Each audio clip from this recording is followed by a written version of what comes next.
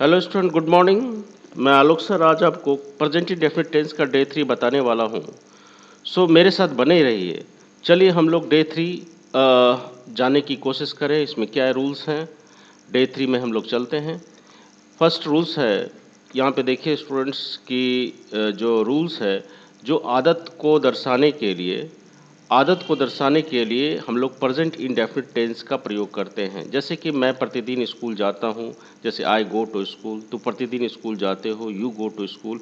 मैं यहाँ प्रतिदिन आता हूँ, तो मेरी आदत है यहाँ पर प्रतिदिन आने की। इस टेंस का जो खासियत है कि इसके साथ V1 या V5 फॉर्म का प्रयोग किया जाता है। जैसे कि मैंने पहले स्ट्रक्चर्स में बताया था, पॉजिटिव में स्ट्रक्चर्स में सब्जेक्ट प्लस V1 या V5 plus object. I V U दे के साथ भर्व का पहला रूप का प्रयोग किया जाता है। यहाँ पे देखो कम भर्व का पहला रूप है, यहाँ पे आई कम हेयर डेली। ये जो हैबिचुअल एक्शंस है, हैबिचुअल एक्शंस को भी दर्शाने के लिए हम लोग किसका इस्तेमाल करते हैं? प्रेजेंट इंडेफिनिट टेंस का इस्तेमाल करते हैं। दूसरा देखिए क्या रूल्स है, रस्मों, रिवाजों तथा प्रथाओं को दर्शाने के लिए इसी टेंस का प्रयोग किया जाता है। जैसे कि रक्षाबंधन का समय होता है, तो बहनें क्या करती है, अपने भाइयों की कलाइयों में राखी बांधती हैं। जो हमारा रस्म है, रिवाज है, हमारा कस्टम्स है। तो यहाँ पे गर्ल्स जो बहनें जो हैं, गर्ल्स टाई यानी यहाँ सिस्टर्स भी दे सकते थे।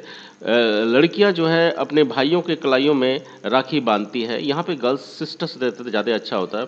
Girls tie rakhis to their brothers, माने कि बहनें अपने भाइयों की कलाइयों में राखी बांधती है। यहाँ पे सिस्टर्स कर सकते हो।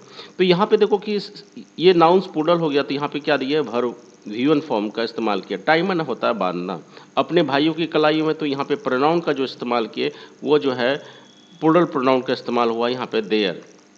देखो इतिहास की बातों को दर्शाने के लिए इसी टेंस का प्रयोग किया जाता है। हालांकि यूज़ करेंगे जो भी इतिहास की बातें हैं, कभी कभी हम लोग दर्शाने के लिए इसी टेंस का प्रयोग करते हैं। जैसे कि राम लक्ष्मण और सीता के साथ जंगल गए, ये पास्ट की बातें थे, लेकिन हम लोग इसको प्रेजेंट फॉर्म में भी इस्तेमाल कर सकते हैं।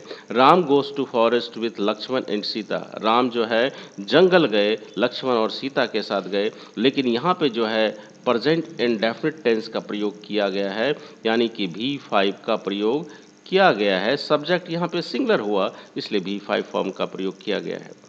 नेक्स्ट रूल्स है, ताज़ी घटनाओं को, जो हाल की घटना है, जैसे 1 घंटा 2 घंटा या 1 दिन पहले, या जो रिसेंट की जो घटना है, उसको दर्शाने के लिए भी इसी टेंस का प्रयोग करते हैं। जैसे कि आपको न्यूज़पेपर्स का हेडलाइंस आता है, एयर इंडिया क्रैशेस, यानी कि एयर इंडिया जो विमान जो है दुर्घटनाग्रस्त हो गया। लेकिन यहाँ पे एक चीज़ देख सकते हो कि यहाँ पे क्रैश में ES लग गया, ये V5 form, air India singular हो गया, यहाँ पे V5 फॉर्म का प्रयोग किया गया है। जो भी रिसेंट की घटना है, जो ताज़ी घटना है, उसको भी दर्शाने के लिए प्रेजेंट इंडेफिनिट टेंस का प्रयोग करते हैं। नेक्स्ट चलते हैं, यूनिवर्सल ट्रूथ। यूनिवर्सल ट्रूथ का स्टूडेंट्स क्या होता है, जो सार्वभौमिक सत्य होता है उसको बदला नहीं जा सकता, वो यूनिवर्सल ट्रूथ वाला वाक्य होता है। यूनिवर्सल ट्रूथ के सेंटेंस में जो है हम लोग प्रेजेंट इंडेफिनिट टेंस का प्रयोग करते हैं।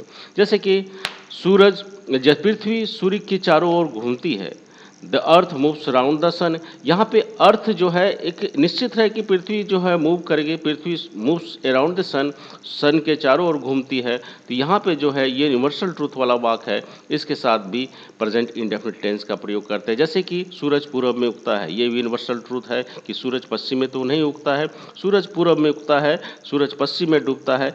इन सारों वाक्य जो यूनिवर्सल ट्रूथ वाला वाक्य होता है, उसको हम लोग प्रेजेंट इंडेफिनिट टेंस का भी इस्तेमाल करते हैं इसमें।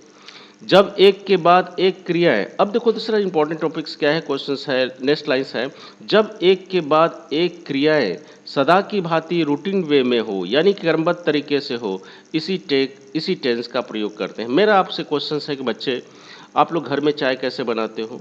बताओ बताओ, इंटरेस्टिंग है। कभी आपके घर में गेस्ट आ गया तो आप चाय बना के पिलाना हो तो कैसे पिलाओगे? सबसे पहले आप क्या लेते हो चाय बनाने के लिए? आज मैं आपको चाय बनाने के लिए बताता हूँ। सबसे पहले हम लोग क्या लेते हैं, वी टेक ए पॉट, यहाँ पे ए हो जाएगा, वी टेक ए पॉट, हम लोग एक पॉट लेते हैं। We put pot on the fire, हम लोग उस पॉट को हम लोग क्या रखते हैं, आग में रखते हैं, गैस पे रखते हैं और क्या करते हैं उसमें से हम लोग उसमें पानी मिलाते हैं। We put some water in it, उसमें कुछ पानी डालते हैं।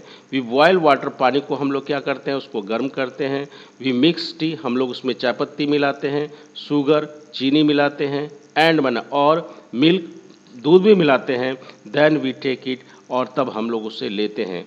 माने कि ऐसा जो क्रिया लगातार एक के बाद एक क्रिया, सबसे पहले हम लोग पॉट लिए, पॉट को आग में डाले, गैस में डाले, उसमें पानी मिलाए, पानी को गर्म किए, फिर शुगर मिलाए, चाय पत्ती मिलाए, दूध मिलाए, तब हम लोग उसको सर्व करते हैं। तो ये रूटीन वे में एक के बाद एक लगातार क्रिया क्रमबद्ध तरीके से हो जाता है, तो उसको प्रेजेंट इंडेफिनिट टेंस का इसमें प्रयोग किया जाता है।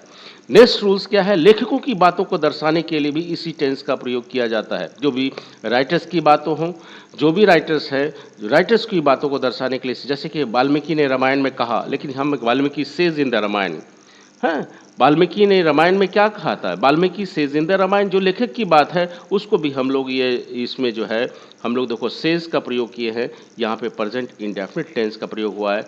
ऑलरेडी वाल्मीकि सिंगुलर है, यहाँ पे भी 5 फॉर्म का प्रयोग किया गया है। अब नेक्स्ट स्लाइड्स में, नेक्स्ट रूल्स में आते हैं कि एक बहुत इंपॉर्टेंट है, कई बार एग्जाम्स में पूछा जाता है, एक वाक्य में 2 बार शैल या विल का प्रयोग नहीं होता। क्या बच्चे, एक वाक्य में 2 बार शैल या विल का प्रयोग नहीं होता। एक बार में प्रेजेंट इंडेफिनिट, जिसको कि सिंपल प्रेजेंट का बोल सकते हो, का प्रयोग होगा और एक बार शैल या विल का प्रयोग होगा। अब नेक्स्ट लाइन में देखो क्या है, वाक्य के जिस अंश में, एक चीज बहुत इंपॉर्टेंट बन जाता है, वाक्य जिस अंश में व्हाट रहे, व्हाट एवर रहे, हु रहे, हुएवर रहे, वैन रहे, वैन एवर रहे, वेयर रहे, वेयर एवर रहे, एज सुन एज रहे, एज लॉन्ग एज रहे, टिल रहे, अनटिल रहे, इफ रहे, अनलेस रहे, आफ्टर रहे, बिफोर रहे, यदि आदि लगा हो तो उस अंश में, यदि इसे सारा जो वाक्य में सेंटेंस में हो तो ये लगा रहे, तो उस अंश में हम लोग शैल या विल का प्रयोग नहीं आएगा। इस अंश में हम लोग क्या करेंगे, प्रेजेंट इंडेफिनिट टेंस का प्रयोग होगा तथा शेष अंश में शैल या विल का प्रयोग होगा। जैसे बोलते हैं if you help me, example देते हैं, if you help me I shall succeed, यदि तुम मेरी मदद करते हो तो मैं निश्चित रूप से सफल होऊंगा। अब यहाँ पे यदि तुम मेरी मदद करोगे भी बोल सकते हो, यदि तुम मेरी मदद करोगे तो मैं निश्चित रूप से सफल होऊंगा। लेकिन यहाँ पे 2 बार शैल या विल का प्रयोग एक सेंटेंस में 2 बार शैल या विल का प्रयोग नहीं किए। लेकिन कंडीशनल सेंटेंस यहाँ पे इफ है बच्चे, इसको कंडीशनल सेंटेंस भी कहते हैं। इफ के साथ में जो हम लोग जो सेंटेंस जो है जो है हम लोग प्रेजेंट इंडेफिनिट टेंस का प्रयोग किए और दूसरे भाग में शैल या विल का प्रयोग करते हैं। इसलिए if you help me I shall succeed, यदि तुम मेरी मदद करोगे तो मैं निश्चित रूप से सफल होऊंगा। तो यहाँ पे कॉमा लगा दिए, यहाँ पे 2 सेंटेंस है, इसको कॉमा लगा के भी बनाया जाता है। ऐसे इसको ऐसे भी लिख सकते हैं कि I shall succeed if you help me, 2 तरीका से बना सकते हो। पहले फ्यूचर्स को भी ले सकते हो, बाद में प्रेजेंट इंडेफिनिट टेंस को ले सकते हो। तो ये थोड़ा समझने वाली बात है कि सिंपली हम बता दें कि एक वाक्य में याद रखना 2 बार शैल या विल का प्रयोग नहीं होगा।